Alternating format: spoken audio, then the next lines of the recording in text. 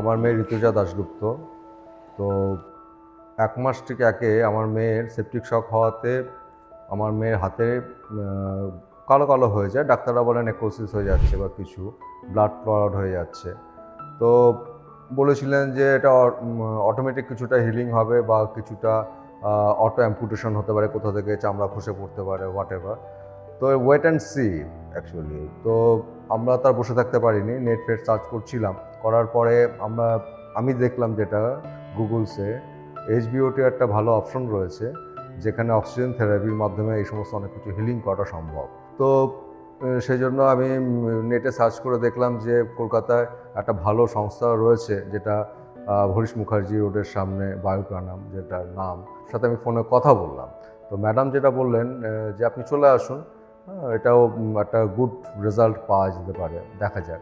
তো আমি আসলাম, যেদিনকে আমি এসেছি সেদিন থেকে স্টার্ট করেছি, আজ ১১ দিন হতে চললো। তো আমার মেয়ে আগের চেয়ে অনেক বেটার হয়ে এসছে আর কি। পায়ের যেগুলো আছে ওইগুলো অটোমেটিক্যালি হিলিং হচ্ছে, ভেতর থেকে হিলিং হয়ে যাচ্ছে।